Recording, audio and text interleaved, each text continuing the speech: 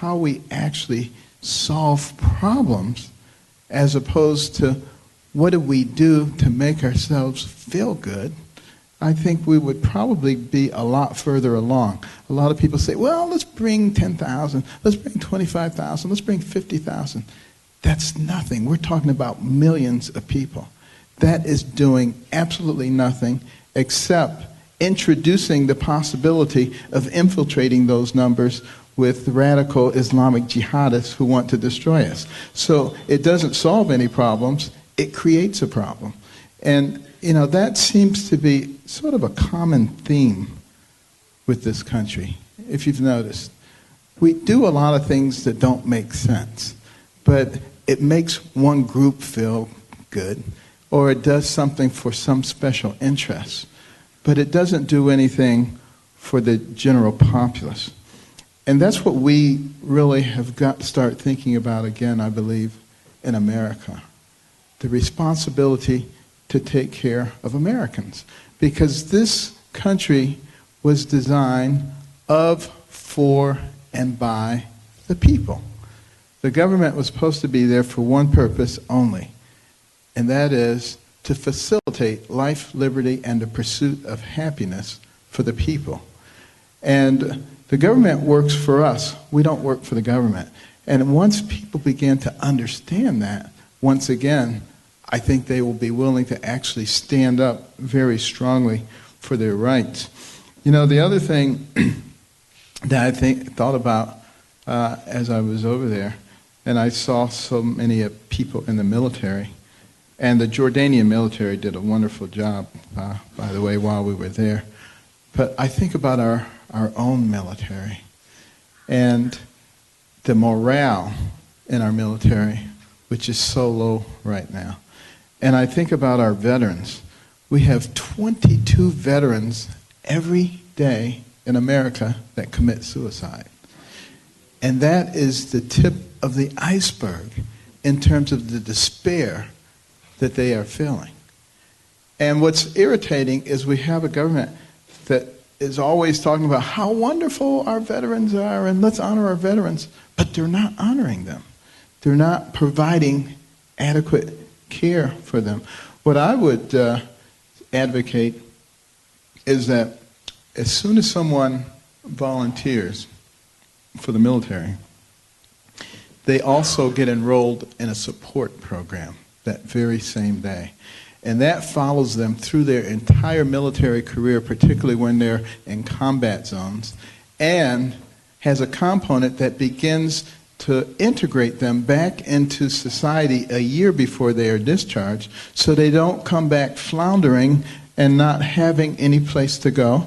And I would make sure that they had a health savings account that was subsidized by the government, which gave them the right to go to any healthcare facility in the country they want to go to, and we should be honored to take care of them.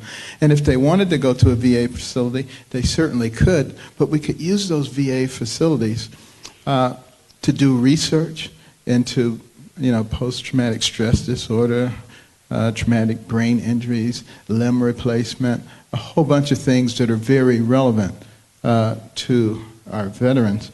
But there's absolutely no reason they should be going 20, 30, 40, 50 miles to a VA facility when most of the things that they have are things that can be taken care of and that we should be honored to take care of them in those circumstances. And that brings me to healthcare in general. I, as you know, am not a big fan of Obamacare. And, there's a reason. There's a reason. It's not because I don't want people to have good health care. It is exactly because I do want people to have good health care and good health care that they can afford. And, I've said some things about Obamacare because, this country, as I said, was of, for, and by the people. But with Obamacare, along came the government and said, this is what we're doing. We don't care what you, the people, think.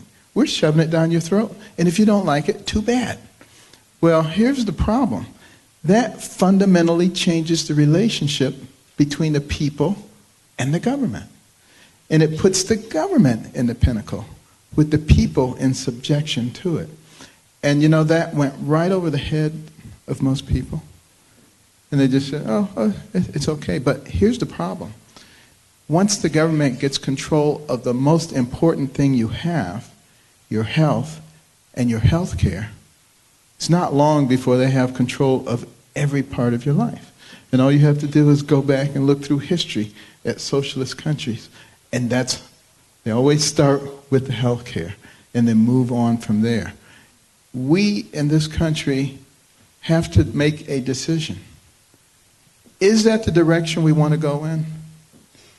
It sounds good to many people.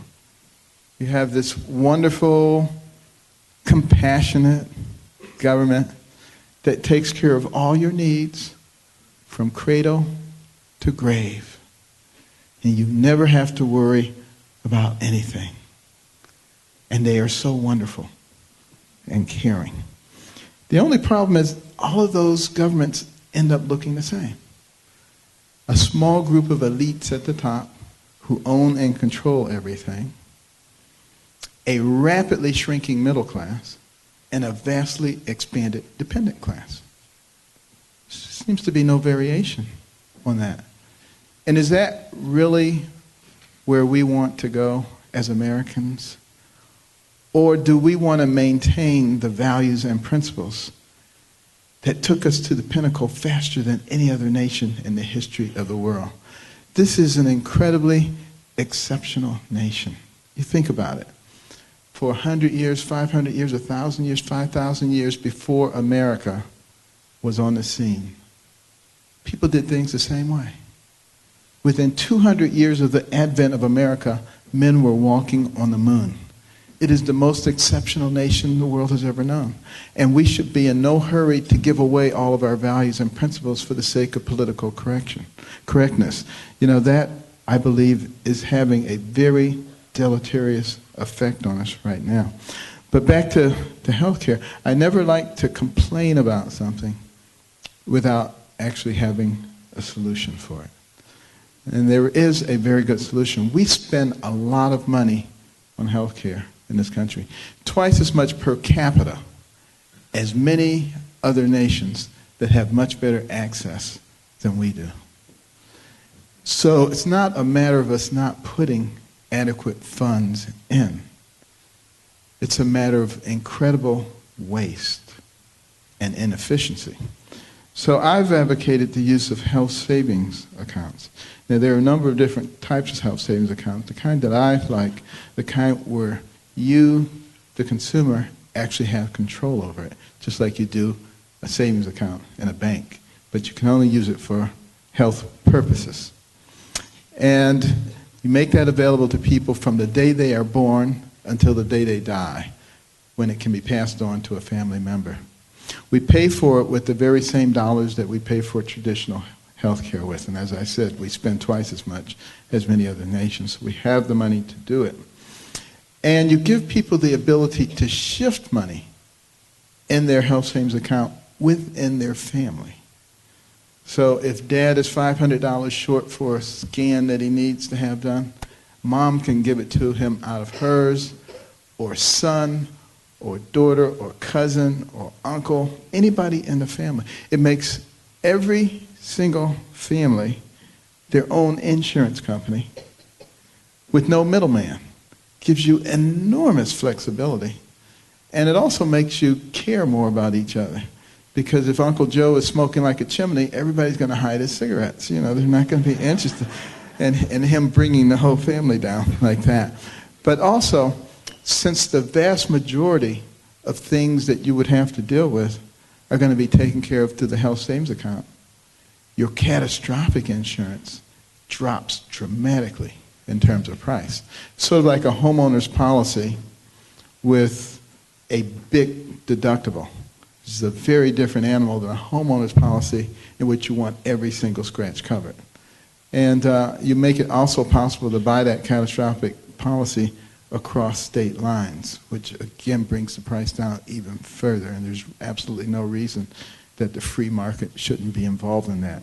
But also because everybody has their own health savings account, the whole medical system is brought into the free market system. You are dealing directly with the healthcare provider. There's no middleman. So there's no need to play all these games that you play with the insurance companies where you jack the price up 10 times what it is supposed to be so you can collect a reasonable. You don't have to play all those games anymore. Transparency, efficiency, and quality will be the result of that kind of thing. Now, what about the people who are indigent, who don't have a mechanism for funding their health savings account? Well, how do we take care of them now? Through Medicaid. Annual Medicaid budget, $400 to $500 billion, closer to 500. How many people participate? At 80 million people, probably less than that, but I'm being generous. Now, if we take 80 million and put it into 400 billion, that's $5,000 for each man, woman, and child on Medicaid. What could you buy with that? A concierge practice, $2,000 to $3,000 a year. And you still got thousands left over to buy your catastrophic insurance, which is much cheaper. And you can give people a menu of different plans that they can choose from when they use the extra money that they have left over. And all of a sudden, those people are equal in value as a patient to anybody else. There's no two-tiered system. And a lot of what's going on right now, you've undoubtedly seen some of the reports that Obamacare is working because the cost has gone down. Cost has gone down a little bit, but the reason the cost has gone down is because people aren't going to get medical care because it costs so much, they don't want to pay that big deductible, and in the long run, it results in worse health care for people. You know, I don't know if it was ever meant to work, but whoever thought it up really, I don't think was thinking about the American people. I think they were thinking about government control of our lives. And it's going to be really up to us to understand what's going on and to take corrective action. You know, the same applies for, our fiscal situation. It is something that is very concerning to me as a pediatric neurosurgeon. I spent my whole professional career taking care of children and trying to make sure that they had a high quality of life.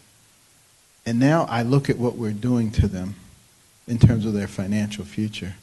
And it is really quite distressing when you start thinking about it. $18.5 trillion national debt. Thomas Jefferson said it's immoral to pass debt on to the next generation. If we could bring him forward to today and he could see what was going on, he would stroke out immediately. I mean, he'd say, what are they doing? And if you try to pay that off at a rate of $10 million a day, 365 days a year, it would take you over 5,000 years. And this is what we're putting on the backs of our young people. But that's the good news. It's actually worse than that. Because you see, you have to look at the fiscal gap, the amount of unfunded liabilities, Medicare, Medicaid, Social Security, all the governmental programs, and there are a lot of governmental programs, by the way. There are 645 government agencies and sub-agencies, 4.1 million federal employees. It requires a lot of money to run all of that. But you look at all of that money going forward, infinite horizon, versus what we have coming back in from taxes and other revenue sources. And by the way, we are not bringing in money from our revenue sources the way we should. This country owns about $150 trillion in assets. A company that owned that would get, even if they got like a 2% return, would not be in the kind of shape that we're in. But we are very inefficient. We don't run it like a business at all, and we should. But at any rate, those numbers should be almost identical, the amount we owe and what we have coming in. If they are not, there's a gap there. And bring it forward to today's dollars, it's called a fiscal gap, and it sits at over $200 trillion. It is an unimaginable amount of money. And somebody has to be responsible for that. And it seems like we don't care. We just keep raising and raising and raising the amount we owe, hoping that maybe something good will happen someday. But it doesn't work that way. It doesn't work that way in your home. And somehow we've got to stop it before we go over the cliff.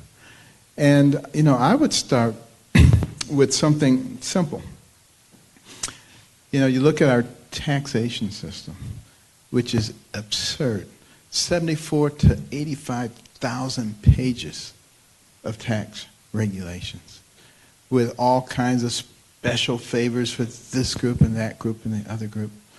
I would get rid of all of that stuff and make it very simple and very flat and very fair so that it hits everybody proportionately exactly the same way. That's why I have talked about the tithing system, not because it should be 10%, but because tithing is a concept of proportionality. You make $10 billion a year, you pay $1 billion. You make $10 a year, you pay $1 billion. You get the same rights and privileges. If it was fair enough for God, it's certainly fair enough for me. It seems very reasonable. But also, when you look at all the money that we have overseas right now, it's over $2.1 billion overseas. And it is a staggering amount of money. It's not being brought back because our corporate tax rate is the highest in the developed world. I can remember many an afternoon sitting around the corporate board table at Kellogg or Costco talking about what are we going to do with these billions of dollars in this country, that country. We want to bring it back, but you can't because of those tax rates. Well, what I would suggest is a 6-month tax holiday or hiatus to allow that money to be brought back into this country, tax-free, with only one stipulation, and that is that 10% of it has to be used in enterprise zones and to create jobs for people on welfare and unemployed people. You want to talk about a stimulus. That would be the biggest stimulus since FDR's New Deal, and it wouldn't cost the taxpayers 1 penny. That's low-hanging fruit. That's the kind of thing that we have to do. And the added bonus is now it gets the corporate world to start looking at investing in their neighborhoods, investing in the people around them. Because I can tell you, the things that work best are the things that come from the private sector. When it comes to lifting people out of poverty and out of dependency, it's relationships that people have. The government maybe means well. In the 60s, we declared war on poverty. We're going to get rid of poverty in this country. And how'd that work out? $19 trillion later, we have 10 times more people on food stamps, more people on welfare, poverty, broken homes, out-of-wedlock birth, incarceration, crime. Everything is not only worse, it's much worse. And that's because it's not the government's job to do that. They need to read the Constitution. The Constitution doesn't say the government is supposed to do that. Now, somebody probably misinterpreted it because in the preamble to the Constitution, it says one of the jobs of the government is to promote the general welfare. But that doesn't mean put everybody on welfare. So we need to make sure they understand what that actually means. And it is actually our job to take care of our fellow man. And that real compassion is not patting people on the head and saying, there, I'm going to give you everything. Real compassion is providing a ladder that allows people to move up from a state of dependency and become part of the fabric of America through their own industry and hard work. And that's one of the things that made America into a great nation. We were the can-do nation, not the what can you do for me nation. And when we get that back, we're going to be just fine. I'm going to take a few questions in a minute, but before I do, I just want to emphasize another thing that I think is so important, and that is there are so many in this secular progressive society that we now live in who are trying to drive God out of our lives and godly principles and our Judeo-Christian values, which distinguished us from so many nations in the world. And we cannot capitulate to it. They try to make you seem, if you believe in God, you're some kind of a dumb hillbilly or something. I simply don't buy it. And they say, how can you be a man of science and believe that God created the earth? And they said, no one with those kinds of beliefs can possibly be a scientist. Well, I got to tell you, I had a pretty good career as a neurosurgeon. It actually worked out pretty well, and we were able to save a lot of lives. And I think it was not in spite of God. I think it was because of God, and in believing in God and the power that God has.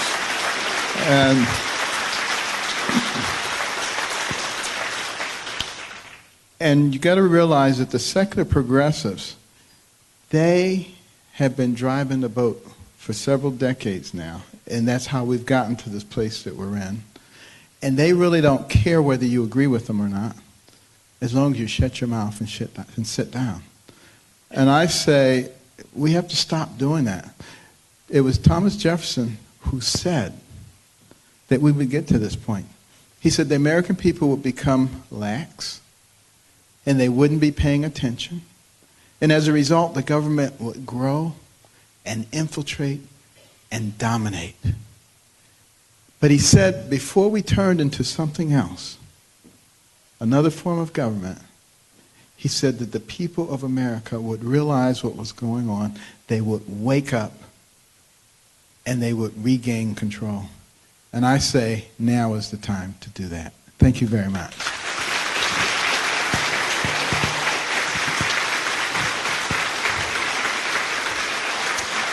Now, we have time. I'd like to introduce myself. I'm Candy Carson, and I approve this message.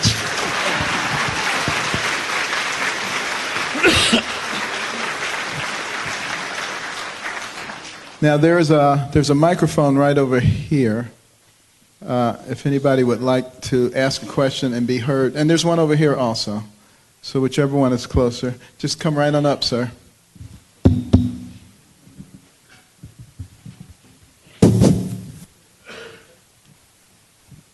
You're a breath of fresh air. Thank you. I'd like to ask you a question that I asked John McCain almost 8 years ago when he came here to campaign. We have a problem in this country, and that's terrorism. There are people out there, and we all know who they are, and they want to kill you, and they want to kill me, and our children and our grandchildren. We have a southern border, and people are walking across it at will. Mm-hmm. I really don't have a problem with the Mexican community coming into this country. It can be addressed, it can be dealt with, but we have no idea who's crossing that border. And as I said to Senator McCain, we're the country to put a man on the moon. Why can't we build a wall? Why can't we secure the border? And my question to you is, what is your plan to secure our borders? Okay, it's a good question. This summer, Candy and I had an opportunity to go down to the southern border, and it was appalling to see that there really was no significant border. I mean, there was a fence there, yes, but it was the kind of fence that wouldn't have even slowed me down as a kid. And there was one place where there was a big hole cut in it, and they had strung a couple of pieces of barbed wire across. And the cameramen who were with us just went through right there because they wanted to film from the other side. I mean, there was no barrier there really to speak of. But, I don't believe in reinventing the wheel. In Yuma County, Arizona, they were able to stop illegal transit across the border by 97%. And what they did is they put up a double fence with an asphalt road in between so there was quick access for the border guards. And they actually put border guards on the border. I mean, imagine that. And, one could see the other one. And they prosecuted first-time offenders instead of the catch and release program that they have now. And it stopped 97% of the illegal people from coming across the border. And I think that was the reason that, our government decided they didn't like that program, so they got rid of it. so that now the flow is free once again across the border. And one of the things that is so disturbing about that is the amount of drug trafficking that is coming through. I mean, you can actually buy a pack of cigarettes for less than you buy a pack of heroin in some cities now.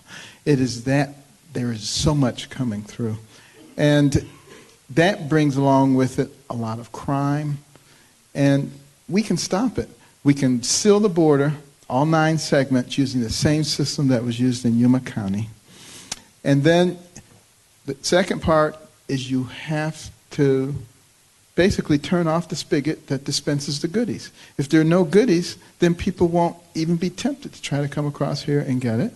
And then that's going to leave you with, 11,500 people. What are you going to do with them? And I know some people say, just gather them all up and send them back. It sounds good, but I don't think that works. So what I would do is provide a 6-month time frame when they have to get registered. If they have a pristine record and they want to be guest workers, they can be guest workers. If they don't have a pristine record, they're out of here. And, they have to work as a guest worker in an area where we need guest workers and where Americans don't want to do the job. Does not give them the right to vote. It does not make them citizens. If they want to be citizens, they have to go through the same process that anybody else in the world would have to go through to become an American citizen. And over the course of time, obviously, since you've sealed off the border, the numbers of people who got here that way would decline, and the problem generally would take care of itself quite effectively. So, those are the kinds of things we need to be thinking about. At the same time, are we humanitarian, compassionate people? The answer to that is yes. But how do we manifest that toward the people south of us who happen to be born there? Well, in Cameroon, Africa right now, there are American corporations that are developing millions of acres of very fertile land, getting enormous crops and making big profits. At the same time, developing the infrastructure of that country, providing jobs there, and teaching them the ag business so they can carry on themselves, which is making friends for the United States. That's the kind of foreign policy that works. It doesn't cost the American government 1 penny. We don't have to go borrow money from China, pay the interest on it, and then give it to somebody else. That doesn't make any sense. By the same token, Mexico, Central America, South America, American companies can do the very same kinds of things there. It's got to be a win-win situation. It doesn't cost the government anything, and it makes friends for us. Those are the kinds of things that we as Americans traditionally do.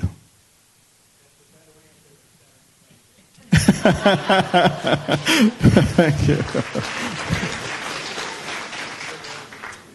As another Detroiter, I just want to thank you personally for making Detroit look good. Thank you. Okay. And also, it's just a personal question. I wonder if you start your day with a favorite psalm or Bible verse or motto that we can utilize ourselves. Well, my favorite verse is Proverbs 3, 5, and 6. Trust in the Lord with all your heart. Lean not to your own understanding. In all your ways acknowledge him, and he will direct your paths. But, my wife and I start every morning and we end every evening praying and reading from the Bible. And I don't in any way deny the fact that the most important relationship for me is my relationship with God. But that doesn't mean that I wear religion on my sleeve. And it doesn't mean that I want to make America into a theocracy. But I will tell you that there is no one who isn't guided by their belief system. Even if they're an atheist, doesn't matter what they are, jihadists, they are guided by their belief system. And I'd rather be guided by a belief system for a God that encourages people to love each other and to care for each other and to develop their God-given talents to the utmost and to live their lives based on values and principles.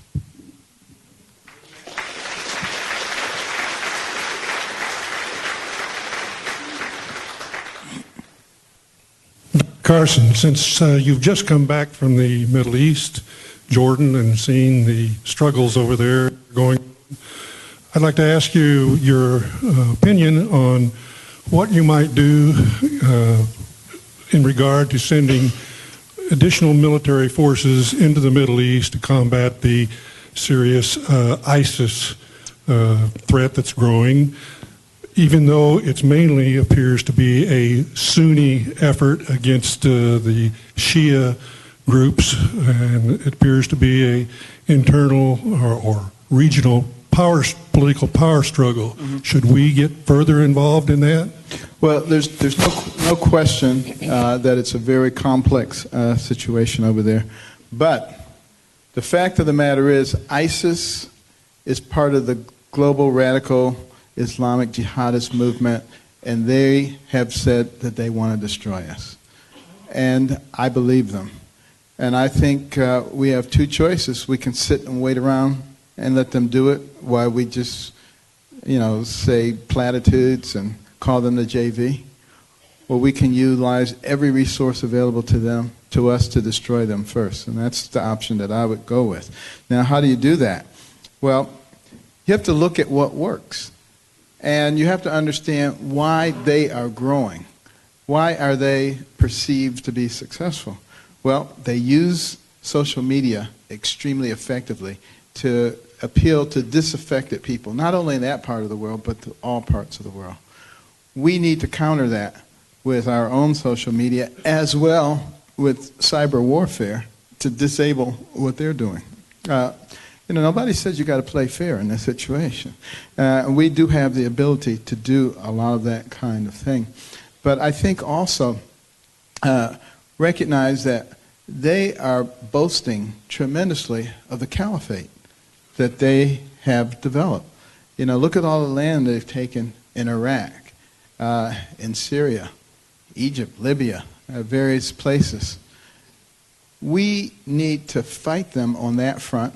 We also need to keep them from being able to deliver money to people. One of the reasons they get disaffected people is these people live on very little money, and they're having a very difficult time making ends meet. And then along comes somebody who says, now we're going to give you all this. Well, let's shut down all the avenues through which money can be generated for them. And also that includes oil, the oil revenues that they have, because they own a lot of the oil fields. We can deprive them of those, we can take them, or we can destroy them. But those are the kinds of things we have to do. And then remember what happened a few weeks ago when the Kurds, with our operational support, were able to take Sinjar. They cut off the supply routes to soften it. And then they had air support coming in as well as embedded special ops. And we were able to take that. That was a major victory. But there was a method to the way that it was done. And we should learn from that. Right now, their major stronghold, their central command is in Raqqa. There's 4 routes in and out of Raqqa. We can do the same kind of thing. You strangle them. And, you can let the people who are not, terrorists come out, but anything that looks like a military vehicle, it's gone. And, you strangle them. And then they're going to have to run somewhere else. And then you strangle them there. And they run somewhere else, and you strangle them there. You keep them on the run. And you destroy everything. You take all their assets in the meantime. And I think also we have to begin talking to the imams and to the clerics and telling them they're going to have to help us identify the good guys versus the bad guys. And we'll tell them if they can't identify them, how are we supposed to identify them? And we're going to have to obviously put more pressure on lots of people to do things. The other thing on a more long-term basis is we have to be able to get our allies back and get them to cooperate with us again. The reason they don't is because they don't respect us. We don't do what we say we're going to do. We walk away from people. We turn our backs. And why would anybody trust a nation like that? And I don't think it will take very long with the right kind of leadership to reestablish that trust. And a lot of things can be done. And we also I hate to say it, we got to build our military back up. It's got to be strong, because that's,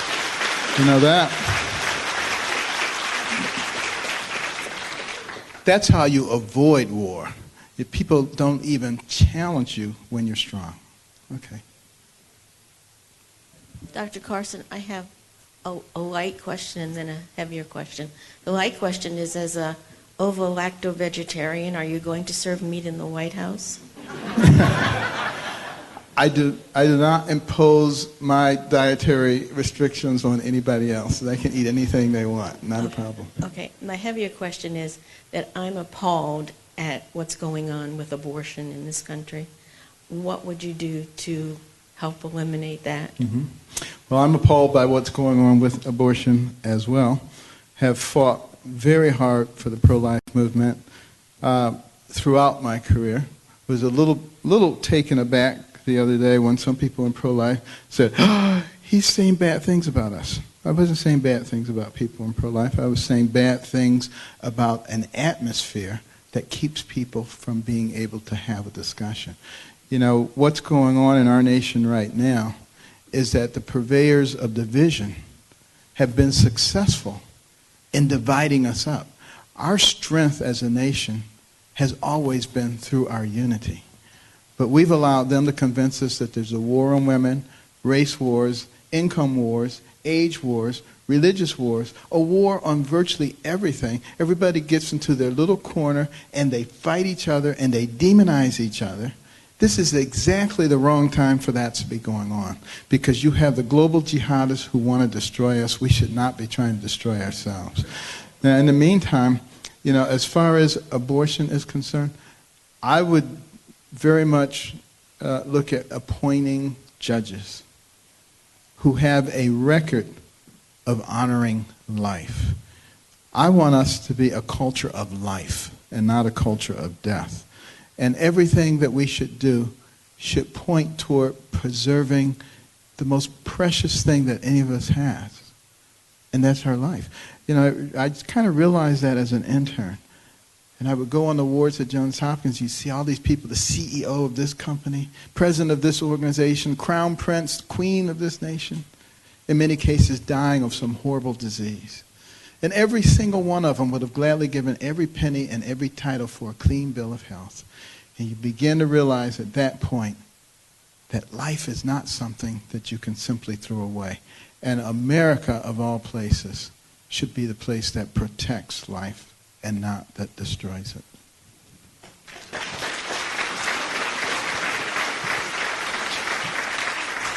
Okay, last question. I really don't have a question. Okay. Thank you for mentioning our veterans. This community is very, very involved with veterans. Mm-hmm. We have two clubs that are very active with it. One is the Men's Golf Association, who, believe it or not, has donated over $30,000 in the last 3 years to Camp Eagle Rock, which helps wounded veterans and their families. The second club is called Honoring Our Veterans. We started it this year. We have over 500 members. If you and Mrs. Carson and some of our elected officials have the time before you leave, if you go into the front lobby, you will see two displays. One is a wall with over 500 names of veterans who live in this community. The second part of that is a display that has memorabilia from over 27 World War II veterans, maybe somewhere in this room, who live here. And they've generously donated their memorabilia for us to see. We're going to have displays throughout the year. Oh, thank you. It's a tremendous commitment by this community, and if you have a moment, have a look at it. Well, thank you. And on behalf of everyone here, I'm sure, I want to thank you. And any veterans who are here. Any veterans here, could you stand up, please? Hey, thank you, guys. Thank you so much. We appreciate it.